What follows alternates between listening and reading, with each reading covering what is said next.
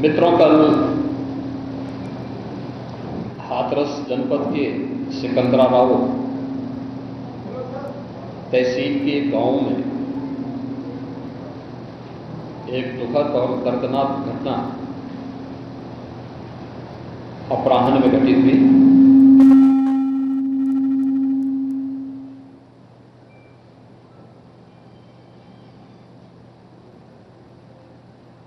इस पूरी घटना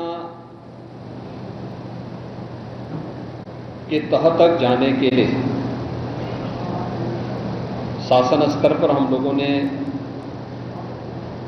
कल भी जो व्यवस्था बनाई थी, लेकिन प्रथम दृष्टया हम लोगों का यह था कि पहले राहत और बचाव के कार्य को आगे बढ़ाया जाए।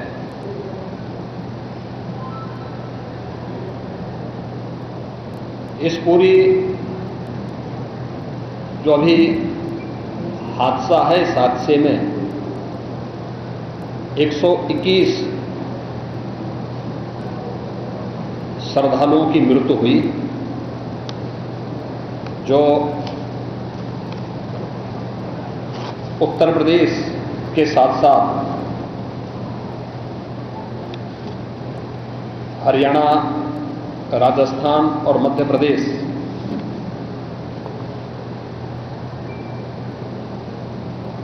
से भी जुड़े हुए थे। उत्तर प्रदेश में हाथरस, बदायूं, कासगंज, अलीगढ़, एटा, ललितपुर, शाहजहांपुर, आगरा, फिरोजाबाद, गौतम बुद्ध नगर, मथुरा, औरैया, बुलंदशहर, पीलीभीत, संभल और लखीमपुर खीरी, इन 16 जनपदों के भी कुछ श्रद्धालु जन थे जो इस हादसे के शिकार हुए हैं।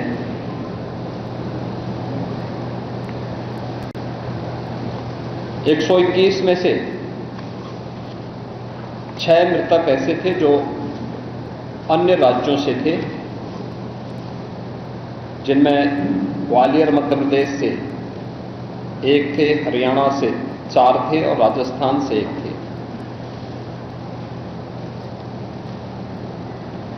हाथरस के जिला हॉस्पिटल में मैंने जो घायल हैं, 31 ऐसे घायल हैं जो हाथरस, अलीगढ़, एटा और आगरा के हॉस्पिटल में जिनका उपचार चल रहा है, और उसमें लगभग सभी आउट ऑफ डेंजर है।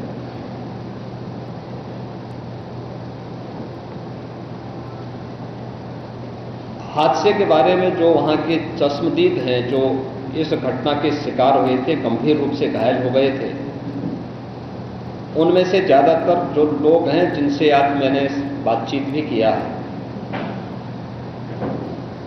वे सभी इस बात को बोलते हैं कि हादसा कार्यक्रम के उपरांत जब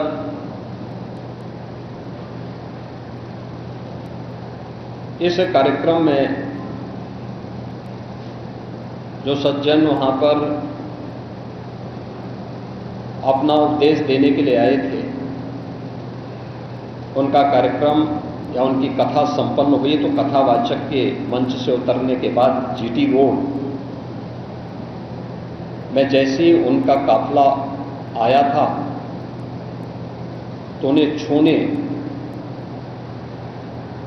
के लिए जब महिलाओं का एक दल उधर बढ़ा, तो उनके पीछे पीछे भीड़ गई और इसी के बाद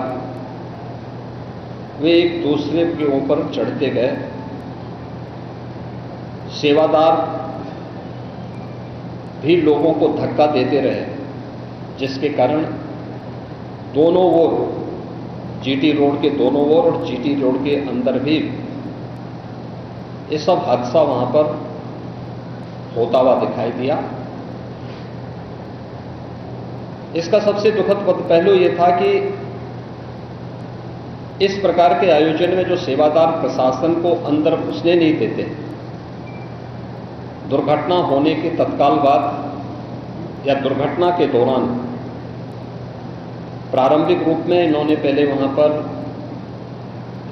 इस मामले को दबाने का प्रयास किया, लेकिन जब उन्हें प्रशासन ने हॉस्पिटल ले जाने की कार्रवाई प्रारंभ की तो इनमें ज्यादातर सेवादार वहां से भाग गए। इस पूरी घटनाक्रम के लिए हम लोगों ने एडीजी आगरा की अध्यक्षता में एक एसआईटी गठित की है, जिसने अपनी प्रारंभिक रिपोर्ट दी है और इस घटना की तह में जाने के लिए उनसे कहा गया है। बहुत सारे ऐसे पहलू हैं जिन पर जांच होनी बहुत आवश्यक है।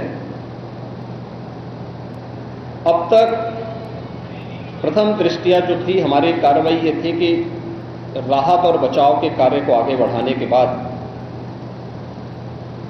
आयोजकों को पूछताछ के लिए बुलाना, घटना के बारे में, हादसे के कारणों के बारे में उनसे भी पूछताछ करना और फिर घटना की लापरवाही और जिम्मेदारों की जवाबदेही भी इसके लिए तय करना, जिसके लिए पहले से ही एफआईआर यहां पे दर्ज हो चुकी है। इसके लिए कार्रवाई आगे बढ़ रही है। हम लोग इस बात को किसी भी प्रकार से डिनाई नहीं कर सकते कि इस प्रकार की घटना केवल एक हादसा नहीं होता। अगर हादसा भी है तो उसके पीछे कौन जिम्मेदार है, और अगर वह घटना घटित हुई है तो इसके पीछे हादसा नहीं तो साजिश किसकी है, कौन इसके पीछे है। इन सभी पहलुओं को लेकर के राज्य सरकार ने तय किया है कि हम इसका एक जुडिशियल इंक्वायरी भी करवाएंगे और जुडिशियल इंक्वायरी हाईकोर्ट के एक रिटायर्ड जज की अध्यक्षता में होगी, जिसमें प्रशासन और पुलिस के भी रिटायर्ड सीनियर अधिकारियों को रख करके इस पूरी घटना की तह में जाकर के जो भी इसके लिए दोषी होगा उन्हें इसकी सजा देना और इस प्रकार की घटना की पुनरावृत्ति न हो, इनके बारे में एक सुझाव और एक एसओपी उनके माध्यम से बनाई जा सके, जिसे आगे इस प्रकार के किसी भी बड़े आयोजन में लागू किया जा सके। यह हम लोग सुनिश्चित करेंगे। और मैंने यहां पर भी हाथरस में भी और सिकंदराबाद के घटनास्थल का मैंने दौरा किया, यद्यपि वहां काफी बारिश थी, और वहां जाकर के मैंने एक बार उसको देखने का प्रयास किया है। यद्यपि प्रशासन ने पहले से इसके मैप भी बना के तैयार किए थे, वो भेजे भी थे, लेकिन हादसे के कारणों की प्रारंभिक व्यवस्था देखी जा सके इसको देखने के लिए वहां पर मैं स्वयं गया था। और हमारे 3 मंत्री यहां पर कल से ही कैंप कर रहे थे। मुख्य सचिव और पुलिस महानिदेशक भी यहां पर कल से ही कैंप कर रहे हैं।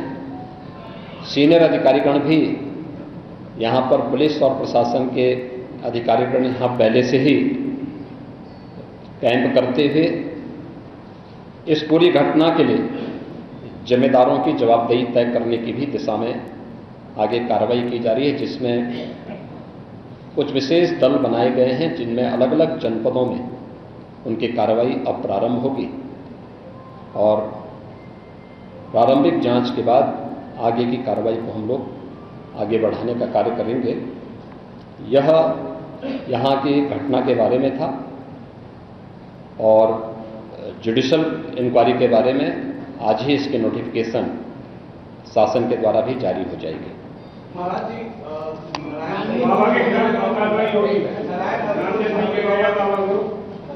नारायण राहुल गांधी ने किया गया है।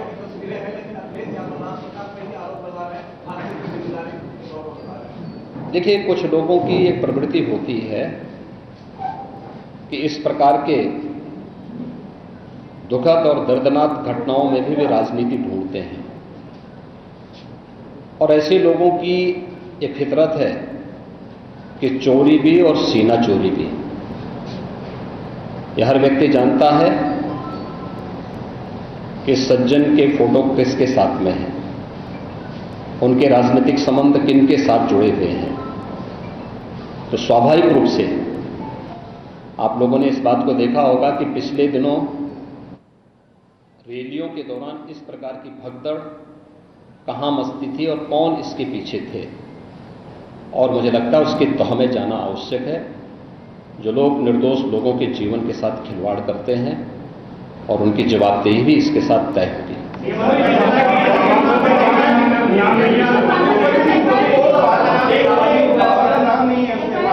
दूसरी चीज आपने कहा कि ऐसे आयोजनों में प्रशासन को घुसने की इजाजत नहीं होती है, तो ऐसा क्यों होता है कि क्या भविष्य में ऐसी चीजें ना हो? देखिए,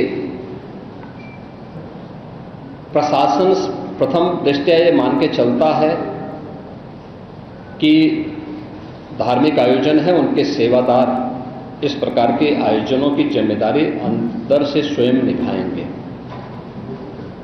और बड़े बड़े आयोजन होते हैं, ऐसा नहीं कि ना होते हो। सावधानीवश वहां पर फोर्स प्रशासन तैनात करता है, लेकिन आउटर रिंग में उनकी फोर्स होती है। अंदर अगर आप देखेंगे तो उनके स्वयंसेवक के सेवादार ही इस पूरे व्यवस्था का संचालन करते हैं, उनकी देखभाल करते हैं। और जहां पे भीड़ अनुशासित होती है, धार्मिक और आध्यात्मिक श्रद्धा भाव के साथ लोग जहां आते हैं, वहां पर भीड़ अनुशासित की रहती है।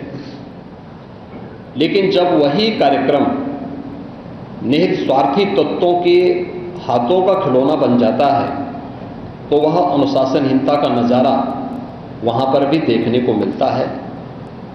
और इसका शिकार अंततः वह निर्दोष व्यक्ति होता है जो धार्मिक श्रद्धा के साथ उस आयोजन में भागीदार बनता है, क्योंकि उसको तो साजिश के बारे में पता नहीं होता है और वह अपनी उस श्रद्धा भाव के साथ आता है।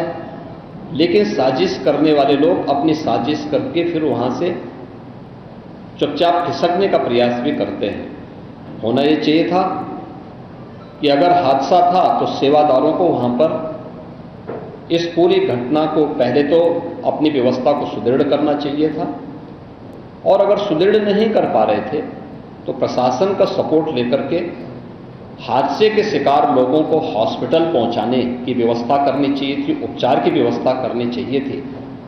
इसका सबसे दूसरा जो पहलू ये है कि हादसा में लोग मरते गए और सेवादार उससे पहले वहां से खिसक करके भाग चुके थे, और इसीलिए हम लोग इसके पहले चले। और मैं इस बात के लिए आपको इस बात के लिए मैं कह रहा हूं ना कि मैंने इसीलिए जुडिशियल कमीशन के बारे में राज्य सरकार ने इसको तय किया है। हम इसके तहत निष्कर्ष पर आएंगे और इस प्रकार के बड़े बड़े आयोजन हम लोग करते रहे हैं, लेकिन कहीं भी कोई इस प्रकार की चीजें नहीं आई है। और मुझे लगता है हम लोगों ने इस प्रकार के बड़े बड़े आयोजन हमेशा किए हैं, कुंभ जैसे बड़े आयोजन किए हैं, बड़े बड़े कार्यक्रम होते रहे हैं। लेकिन इसीलिए मैंने कहा कि इसकी तह में जाना आवश्यक है कि आखिर इसके पीछे कौन लोग इसके लिए जिम्मेदार हैं। दूसरा, राज्य सरकार ने और केंद्र सरकार ने, देखिए कि एफआईआर एप्लीकेशन परमिशन के लिए जिन लोगों ने दी थी, प्रथम दृष्टया पहले एफआईआर उनके खिलाफ होती है और इसके बाद फिर उसका दायरा बढ़ता है। ये सभी अन्य लोगों के दायरे में आएंगे, जो भी इसके लिए जिम्मेदार होंगे वे इसमें आएंगे। केंद्र और राज्य सरकार ने आर्थिक सहायता की भी घोषणा की है। जो निर्दोष लोग इस पूरे हादसे के शिकार हुए हैं उनके जो नाबालिग बच्चे हैं, जो स्कूल में पढ़ने वाले बच्चे हैं, उनको हम उत्तर प्रदेश मुख्यमंत्री बाल सेवा योजना के अंतर्गत उन बच्चों की पढ़ाई की व्यवस्था हम लोग राज्य सरकार से करवाएंगे। उन्हें जिस भी स्कूल में पढ़ रहे होंगे, जिन भी संस्थाओं में पढ़ रहे होंगे, या उनके स्कॉलरशिप आदि की व्यवस्था के लिए भी राज्य सरकार ने तय किया है। और प्रत्येक मृतक के परिवारजन को भी केंद्र और राज्य सरकार मिलकर के 4 लाख रुपए की सहायता और गंभीर रूप से घायल व्यक्ति को 1 लाख रुपए की सहायता दे रही है। धन्यवाद।